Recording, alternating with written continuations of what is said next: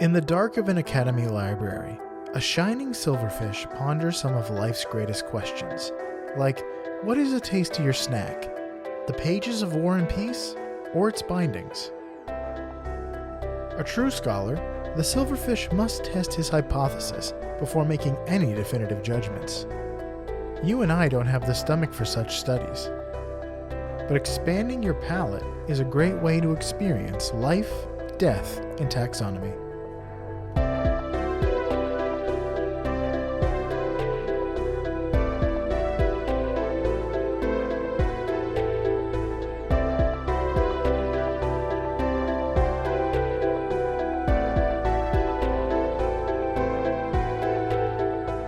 Welcome back to Life, Death, and Taxonomy. It's your 30 minutes of interesting animal information. I'm Joe. And I'm Carlos. Thank you to Cassie for the creation of our theme song. To hear more of Cassie's music, please search Cassie Michelle on YouTube or Spotify. And thank you to Johanna for the creation of this week's artwork. To check that out, you can follow us on Facebook or Twitter at LD Taxonomy, or visit us at our home on the web at ldtaxonomy.com. And a very special thank you to our patrons, to Tristan Taylor, Jesse Raspolich, Carol Raspolich, and Richard Kaspar. Thank you so much for your support. It's greatly appreciated. Thanks for helping us keep the lights on. And thanks for listening to our warm-up episodes. Yeah. We've monetized our conversations again.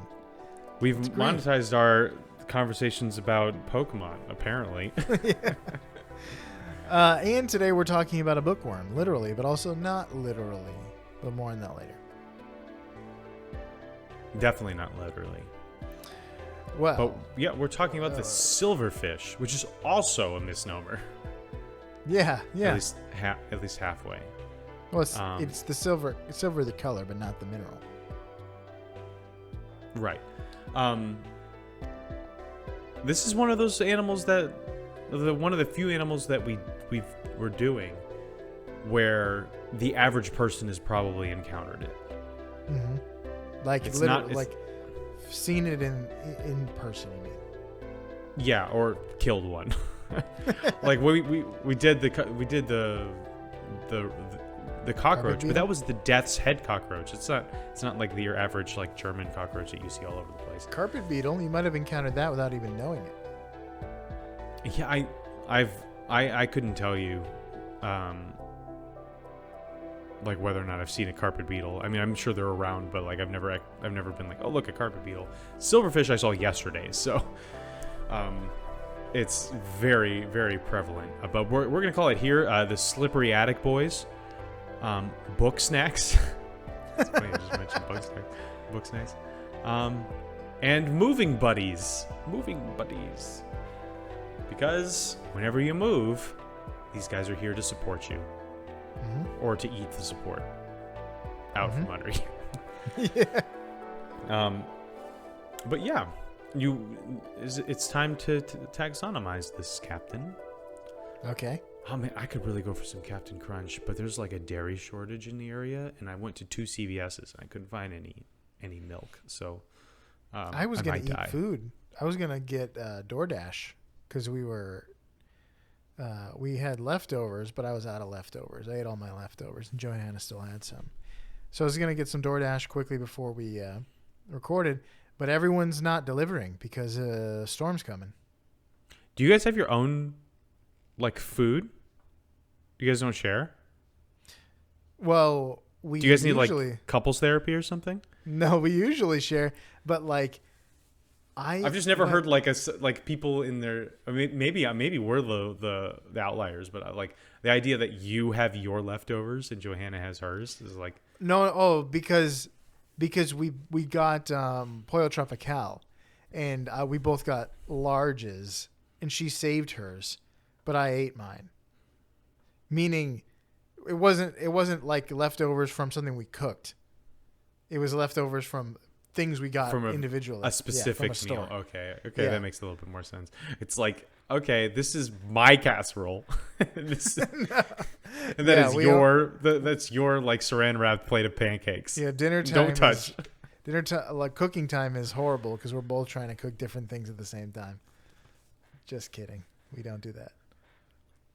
Well, Bibby and I don't like a lot of the same foods, so it kind of ends up just separating itself. Like I've got burgers and she's got like roasted vegetables or something like that. We do that a little bit. Whenever Johanna has a salad, I'm not going to eat a salad. Like for dinner, I won't eat a salad.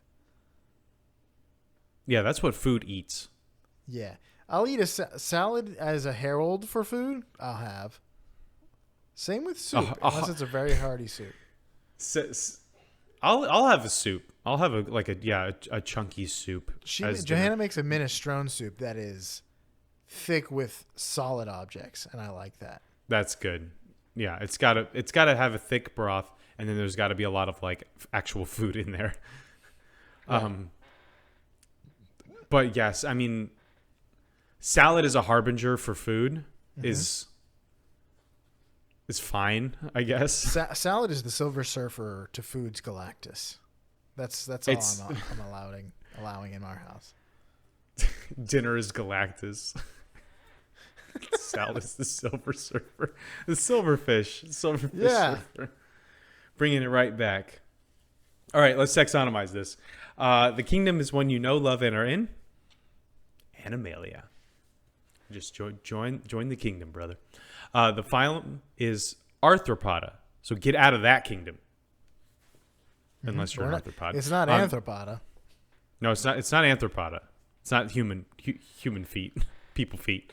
The class is Insecta. When I first saw this, I was like, "Oh, look, it's like a woodlouse. Like, I bet you this is going to be a crustacean." But nope, it's an insect. Insecta.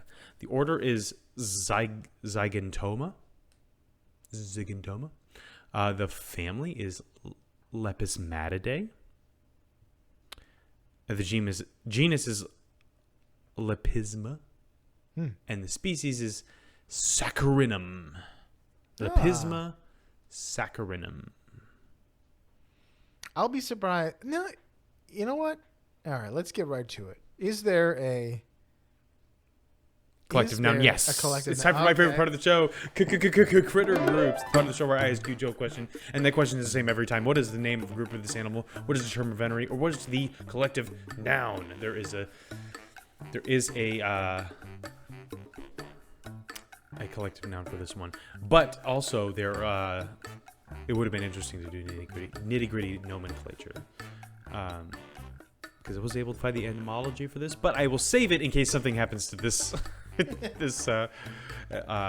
footage and I need to redo the quiz. So if you saw a group of silverfish, which is likely if you've ever moved the box from an attic that you haven't touched in a while, would you say that's A, a nest of silverfish, B, a scrabble of silverfish, C, a school of silverfish, or D, a swarm of silverfish?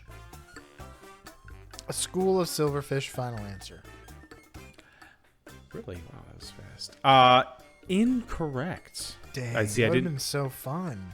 I didn't make the buzzer noise. I almost did, but like I have to. I'm beginning to regain some of my self-respect and your autonomy. And I'm my own man. Yeah, it's a swarm. It's a swarm of silverfish. That's not as fun. I would have loved it for it to be a school.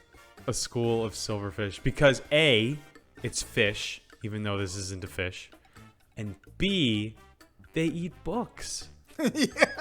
Yeah. Or like an academy. School's worst enemy.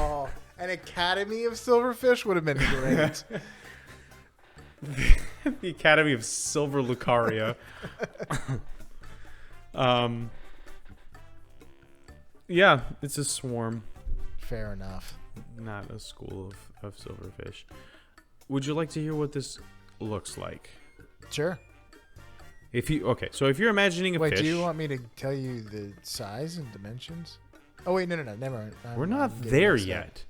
You didn't make the buzzer sound. Your roll. So you've undone all of our we all have the yips now. You undid all of the muscle memory. I've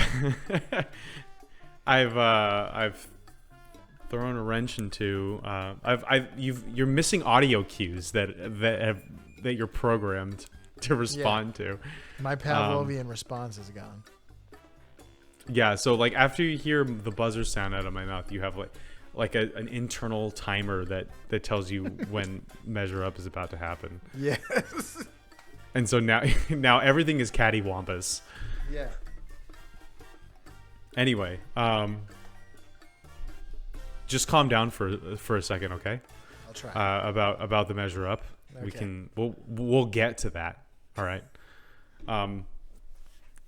So, silverfish. If you are imagining a fish, don't, because you're wrong. It doesn't look like a fish. Actually, again, I thought that it was a crustacean. It kind of looks like zooplankton. It's got the silhouette of zooplankton. This long silver segmented body with 6 little lobster legs sticking out the top half.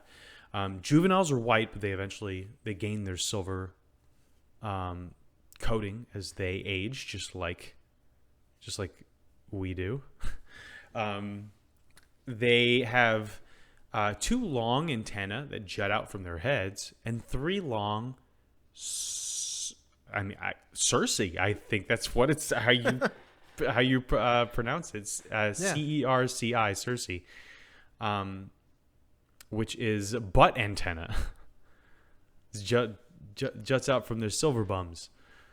But again, sensory organs. Cerci is a good that's a if you imagine an earwig, those clamps on the back, those are cerci. It's like any appendage that sticks out from the bottom of the abdomen on a bug or on an insect. Sometimes it's used for defense, sometimes it's used for mating, and sometimes it's used as a sensory organ. And in the silverfish's case, it's more sensory organs. They have 2 small compound eyes, but they do not use them very much. They mostly navigate using their antenna and their butt antenna. And okay, so now you can tell us how long this boy is. Okay. Welcome to the Beloved Measure Up segment, the official listener's favorite part of the show, the part of the show that's when we present my yips. I got the part of the show. Do you need to take a nap? When we present the animal size and dimensions in relatable terms through a quiz that's fun for the whole family. It's also part of the show that's introduced by you when you send an audio of yourself saying, singing, or chittering the words measure up into ldtaxonomy@gmail.com. We don't have a new measure up intro this week because you all don't care about us. We're going to just use guilt at this point. My heart is absolutely broken. If we could just have more people sending us measure ups than people sending us proposals to redo the website or do some marketing or do some social media. You're really hung up on these email blasts. Well, because it makes my heart a flutter every time I see somebody like Hector sent an email. Oh, what did Hector say? Did he send an email? No, he's asking for the appropriate person to who handles the marketing at ldtaxonomy.com. Well, then we are the appropriate people. Because we're the only people. But we're not interested. So, Hector, if you're out there, send a measure up, please. Send a measure up, please. But yes, my heart is broken. My heart's like a stallion. People love it more when it's broken. Without further ado, the listener's favorite part of the show.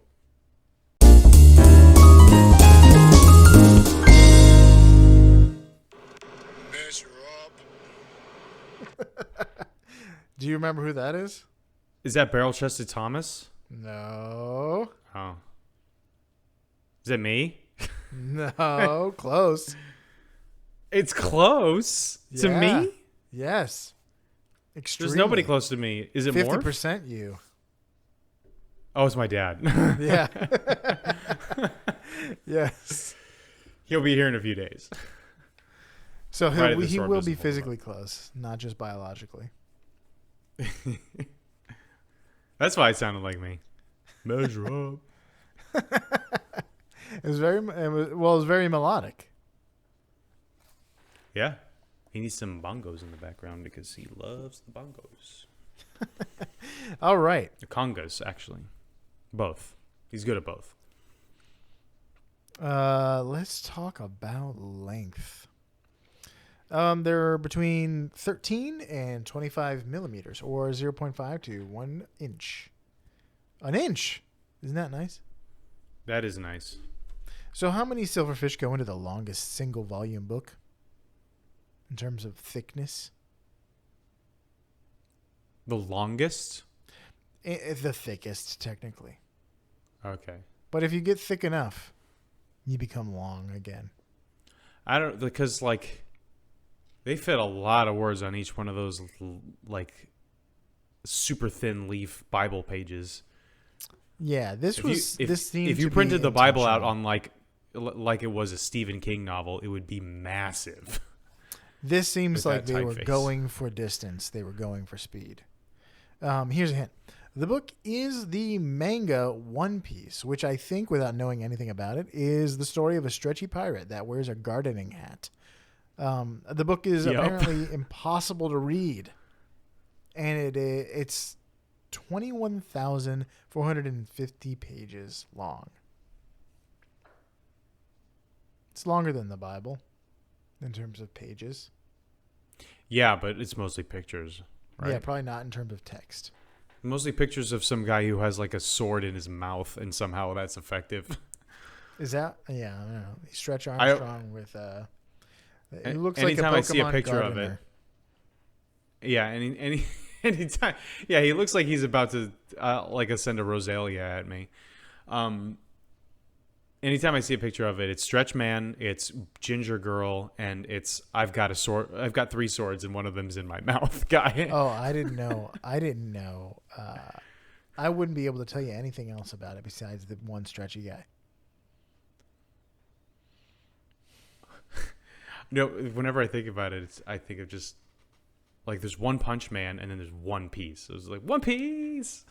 One Piece Man. One Piece Man. But he doesn't care that much about peace, or maybe he does. I don't know anything about it. Maybe he's a pacifist pirate with a straw hat. This is stretchy Tom Sawyer. Yeah. Stretchy Sawyer. Stretch Sawyer. I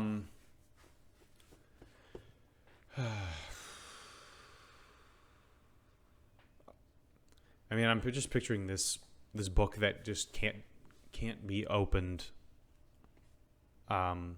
reasonably without the whole thing just falling over onto itself. 20,000 pages. Fully illustrated. What a dumb idea. They kept it's like it's an art. Break that up.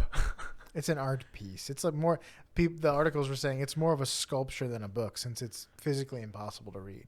So the spine must be rigid so that you can't bend it even if you wanted to.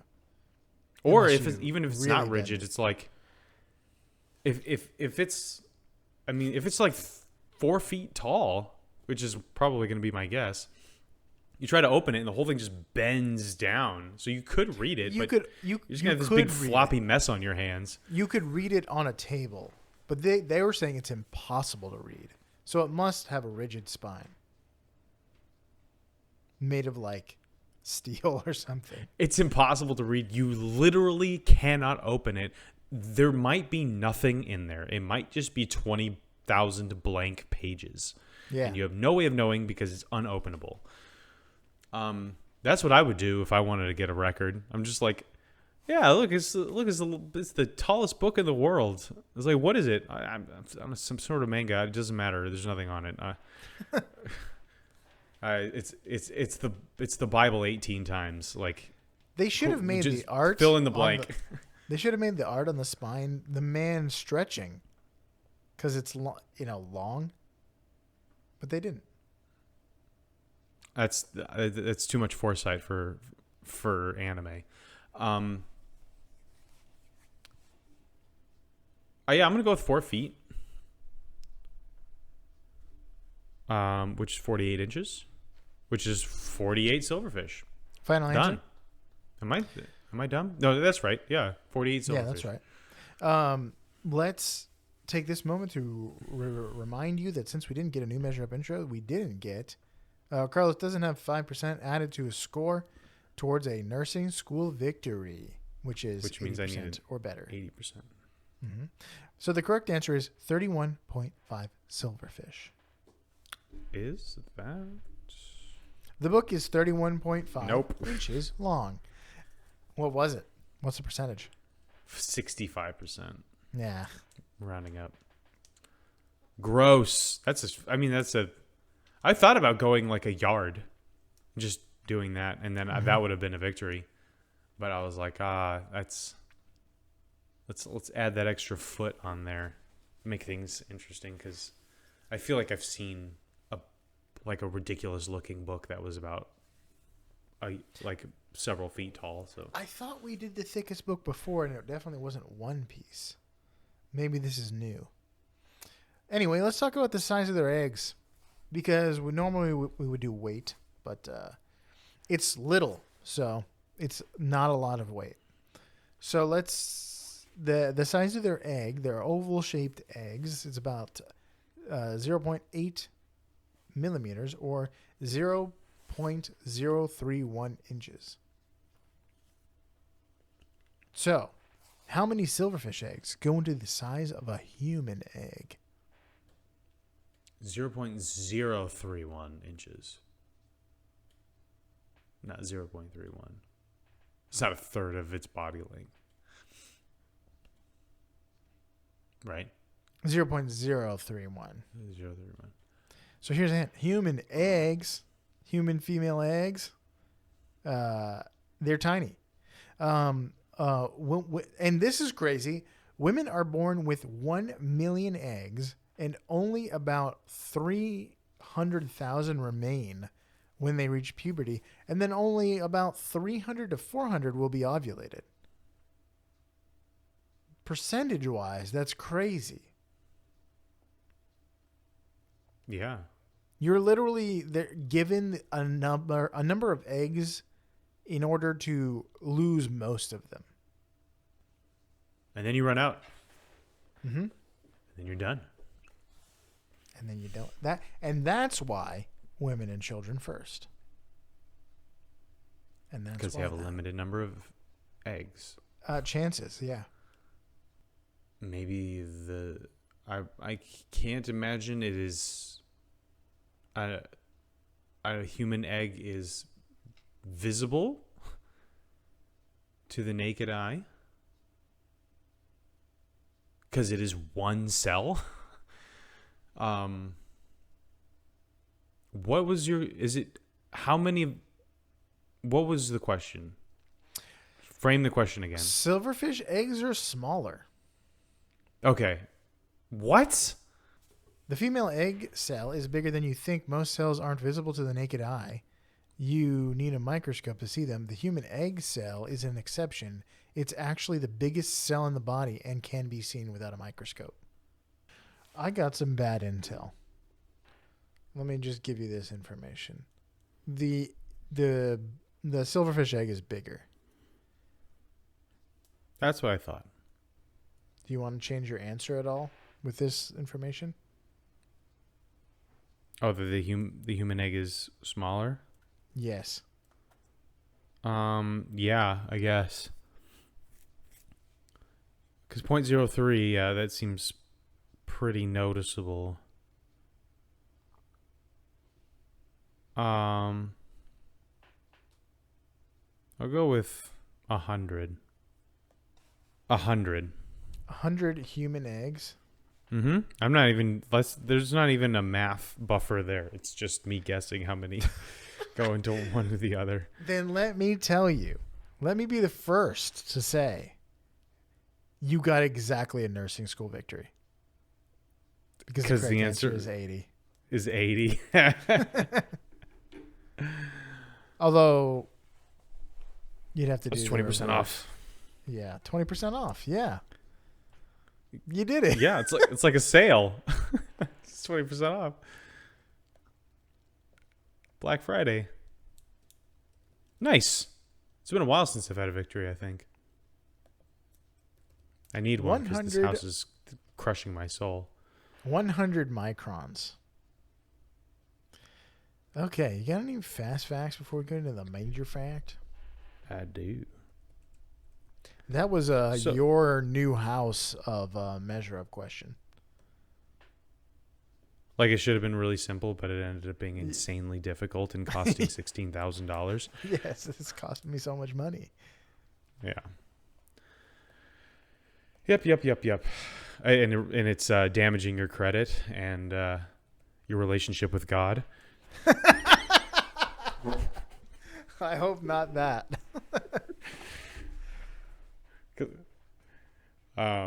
And apparently your relationship with dog, because your dog's trying to get the heck out. Because my dog escaped, my kids are gone. Like, I'm so lonely. Hurricane's bearing down on you. You're right. You are Lieutenant Dan in the storm right now. All right. But with So Christ as my Silverfish. vessel, I will smile at the storm. Smile at the storm. Smile at the storm. I don't know that song, Oh, but I do know "Stand in the Rain" by Super Chick. So, it sounds like the same thing. fair enough. So silverfish live pretty much everywhere as long as it's moist.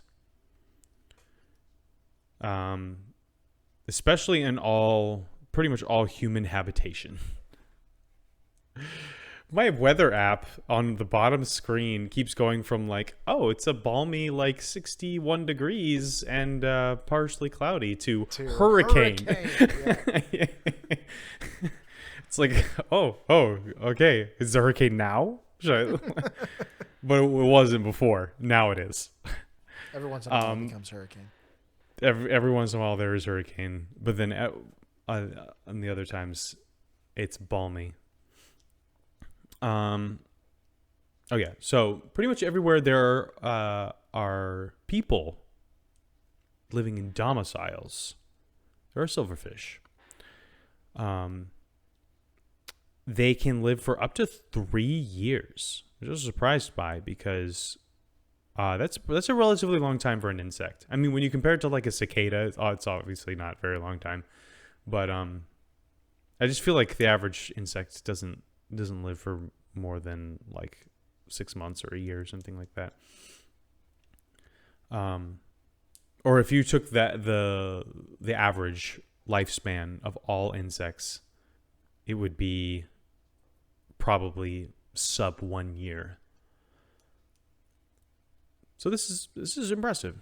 They can regenerate their antenna and their butt antenna, their cerci, and in just a few weeks if they are lost, broken, or devoured for some reason. It's more than I can say. Yeah, it takes me much longer to regenerate my antenna than a silverfish. And a lifetime of trying to no avail. Yeah. It's actually really discouraging when I compare myself to... Don't compare yourself to a silverfish when it comes to regenerating your antenna.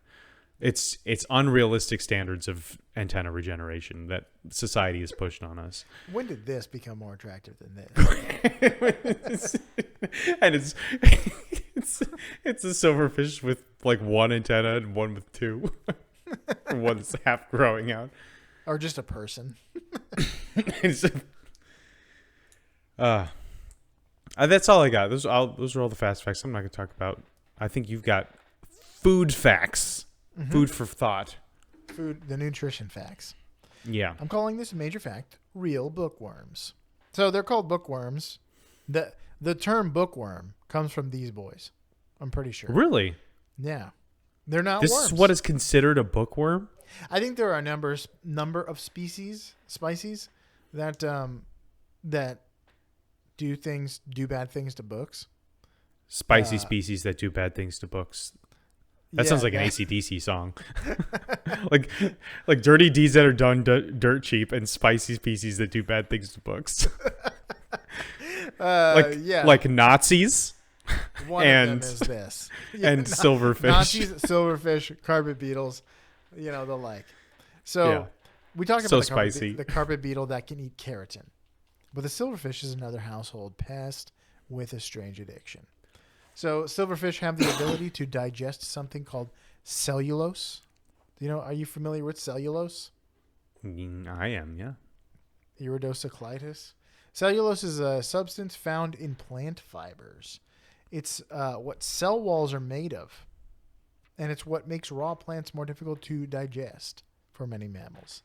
So I'm pretty sure if you get bubble gut after eating some broccoli, it's because of cellulose. Or maybe just gaseous. True. When you or I or the dog eats cellulose in the form of a vegetable, most of it gets expelled from your body, like it was caught doing something caught going along with one of Ron or Harry's clever ideas. Or worse, expelled. Yeah, from the body, like cellulose. Silverfish produce something called cellulase. Cellulase? And it's spelled like cellulose, only there's an A. Or there's a instead of an O at the end. So is it like vegetable mayonnaise? Cellulase? Yeah. Since mayonnaise makes burgers more palatable. Oh man, I haven't had mayo in forever. I'm so hungry. Cellulase.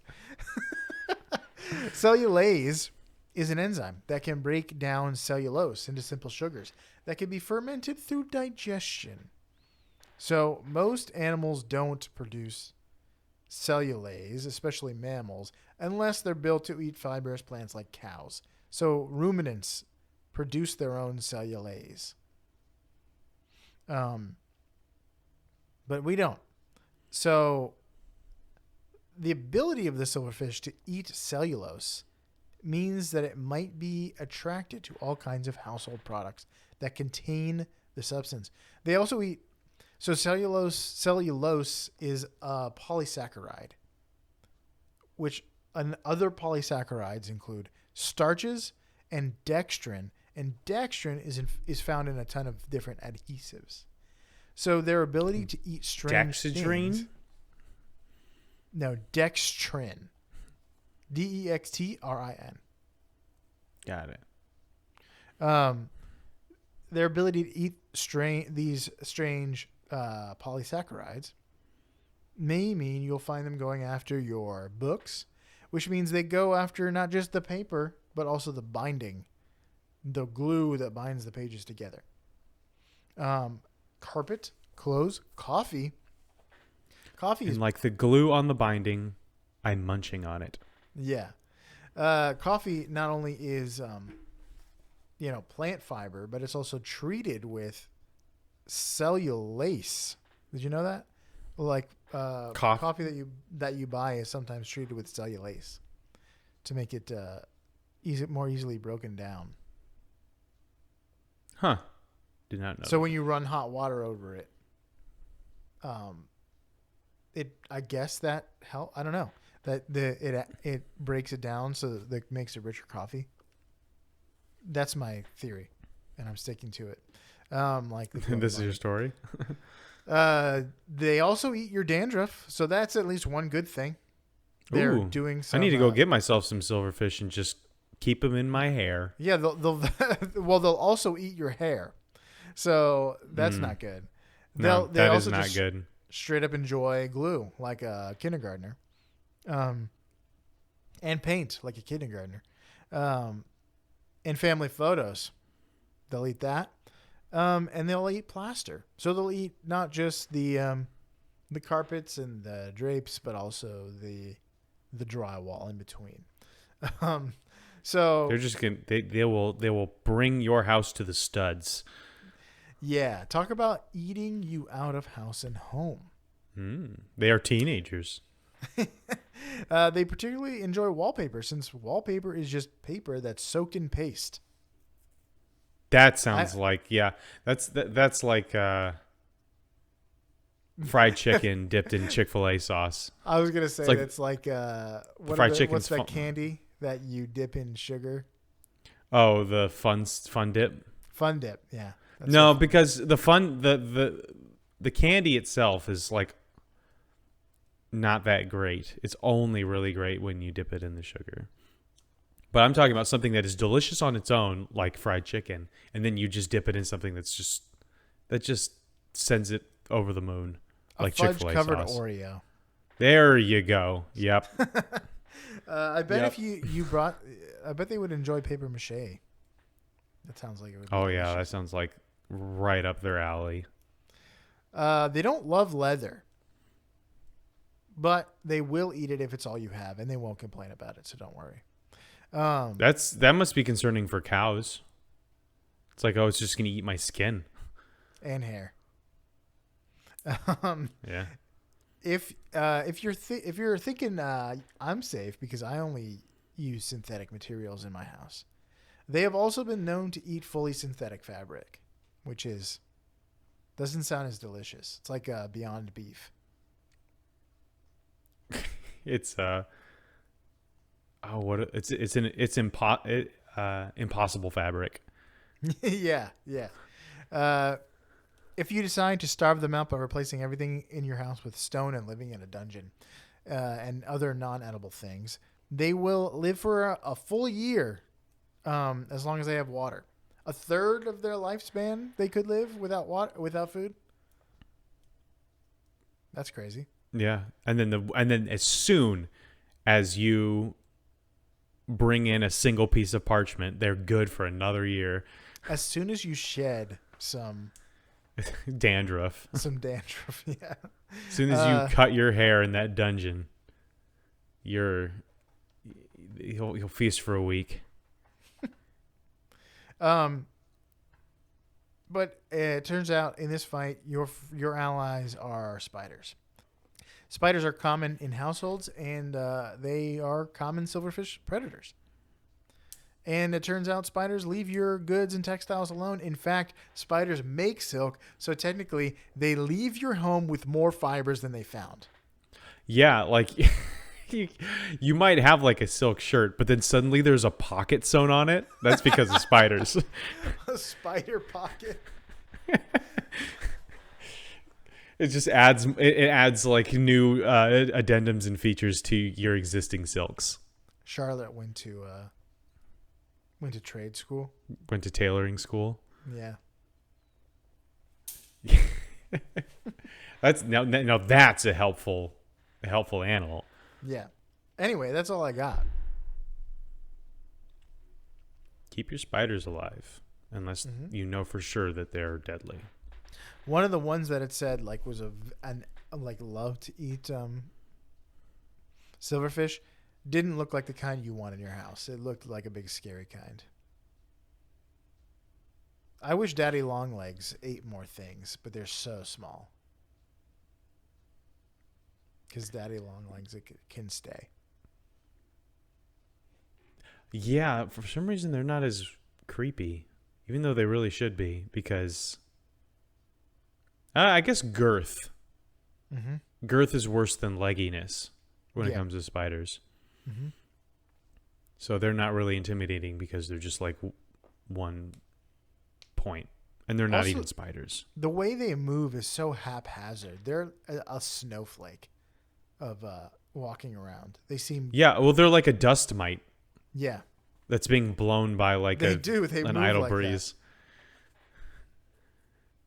We used to have Daddy Longlegs fights in when we would go stay in the Boy Scout cabins in North Carolina, because there were just Daddy Longlegs all over the place inside these cabins, and we would just scoop them up and chuck them at each other.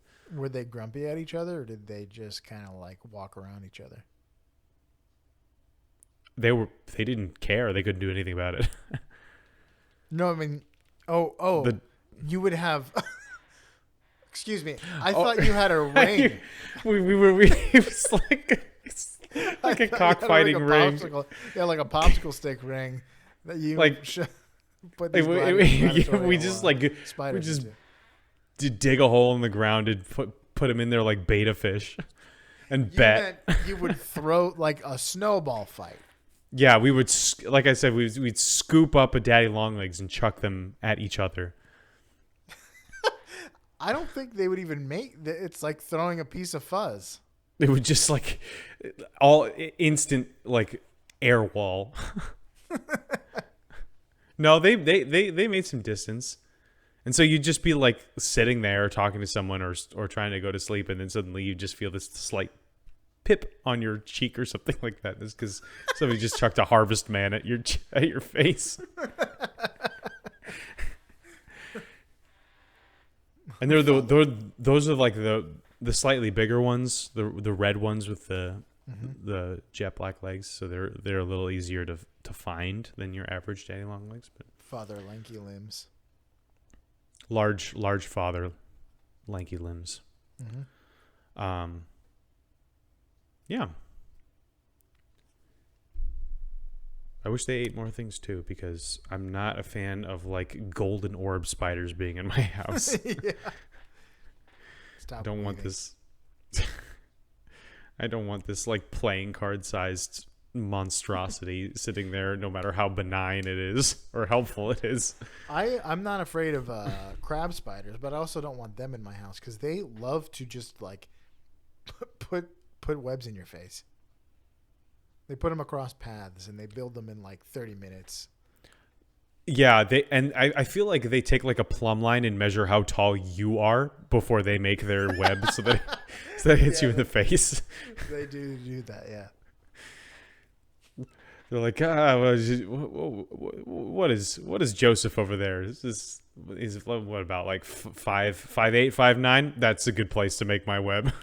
I'd like to eat, but if I don't get food today, I would like a fun prank. I would like to saran wrap Joey in the face. I would like to make him do a little funny dance in the morning when he goes out and takes the trash out. And I'll just make another web. It's not a big deal, but like it'll take me like 20 minutes. Yeah. Check this out. They probably like elbow each other. Like, look, he's coming outside again. He's gonna take out this. Got him. Yes. Never gets old. Ever tell you about the time that I went into? This reminds me of I was working at the Minnesota State Fair in St. Paul, and there are no in the area that we were in. There were no like physical like brick and mortar bathrooms, so they had porta johns out in the back, and there were these bleachers for this dog show, and that wasn't happening right then, but there was a couple people sitting on the bleachers kind of watching this one porta john, and I really had to go, and so I started walking toward it, and they started like to laugh, like to giggle. And I didn't really think too much about it. I thought they were just talking to themselves or whatever. But I opened this porta-john, and it's like that scene, and I think it's like Daddy Daycare or whatever with Eddie Murphy, where he's just like making this face and looking at the ground like, oh, and then he looks on the walls, he looks at the ceiling, and he's like, oh. He's just repulsed. That was it. Like there, a Left 4 Dead 2 boomer full of poop exploded inside of that porta-john. I don't know how it's possible to get it on the ceiling unless you paint it or something like that. It was so nasty and it smelled so bad, and I was like, oh, and I left, and the people on the bleachers just like fell over laughing. Up until you said the word poop, I thought this story was going to be about how you went into a porta potty and there was a big old spider in it. Yeah. What did this have to do with a spider? Because we were painting the picture where a couple of spiders are like sitting there waiting for you to walk into something gross. Oh, the people were the spiders. The people in this situation were the spiders. They were just sitting there enjoying watching people walk into that porta-john and laughing at it. I was so the transition slides were lost in my mind. I imagine that I should have. Well, I mean, and yeah, I guess it would be totally not unreasonable to open a porta john and find it full of spiders. I was thinking that's my nightmare, to be like, to sit down and then be like, oh my gosh, I didn't notice before, but there's a golden orb weaver in the corner here. I would be so totally fine if it was just in the corner of a porta john. If it was a golden orb, because I know it's not going anywhere. If I got in there and there was like a wandering thing, like a Brazilian wandering spider or whatever, like a roaming hunter that moved around, no thanks. But if it's up there in its web, as long as I don't bother it, it's not going to bother me. The embarrassment of going in the bathroom and somebody's already in there. Yeah. So what would you rather do if you absolutely had, if there was no choice but to go to the bathroom in a porta john, and if it was tip to toe, floor to ceiling, covered in poop, or floor to ceiling covered in spiders?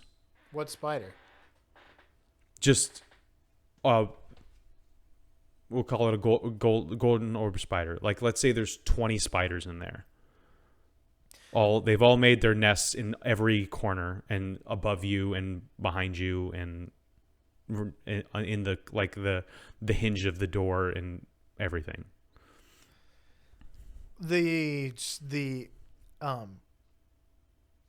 golden orb weavers can hurt when they bite, but the record for the most number of spiders on a person was set with golden orb weavers.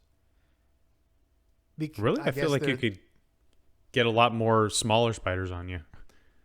Well, I guess this type of spider is just like, well, the person chill. was laying down in a. Usually, this is done with tarantulas, but they're laying down in like a base, like a bathtub type situation, and it's poured onto them.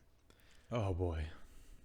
So I guess I would like to say that it would be spider, but man, it would take a lot of mental fortitude to be like, I know I probably won't get bit, but just to like walk into an enclosed space, just walking through thousands of webs and spiders.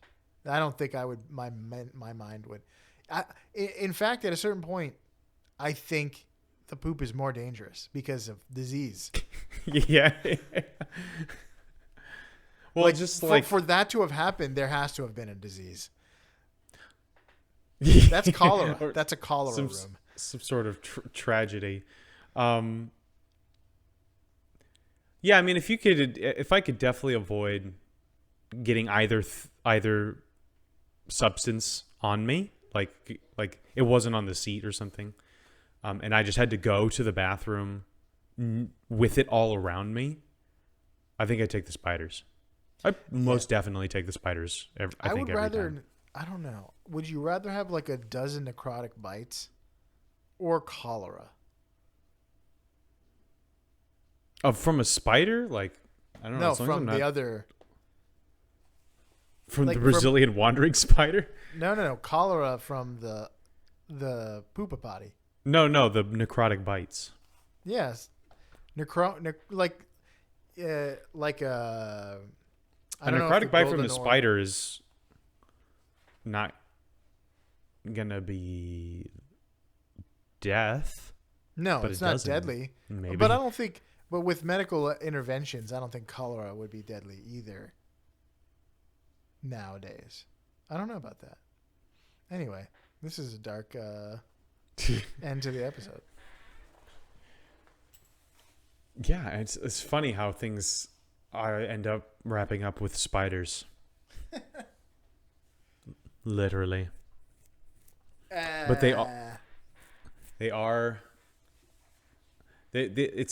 they're so repulsive to so many people, and yet they're like one of the most helpful little guys.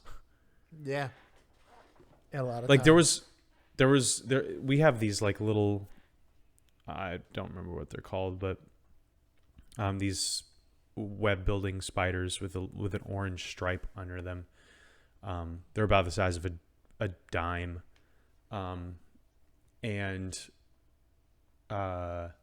one built a nest between my like the lamp right outside of my sliding glass door and the grill right next to me. And so every time I walked out, like there was this big spider web right next to me, and like everything in me wanted to rip it down and kill the spider, but I was like, this thing is stopping mosquitoes from getting in my house because it's right there next to the door. It's a great spot, yeah. Yeah, and it's not in the way. It's just there, but it's like just spider web right there next to my. Every time I open the door, it's just. And I'm not like arachnophobic. It's just like I don't want this living thing building its. It's heebie-jeebie nest right next to me. But yeah. Anyway, that's the silverfish. So for you out there in podcasting, regenerate your Circe, stay out of the light, and feed your brain and belly with books like The Silverfish here in Life, Death, and Taxonomy.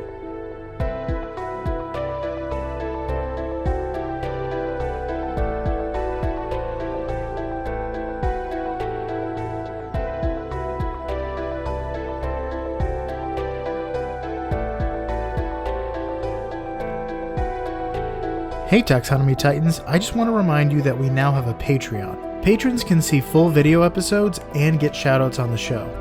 But ultimately, it's a way for you to help us cover some costs and get even better. Still, reviews are the best way to help us grow.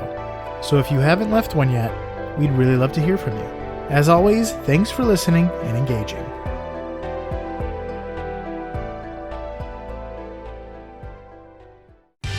Life, Death, and Taxonomy is my favorite in the world podcast.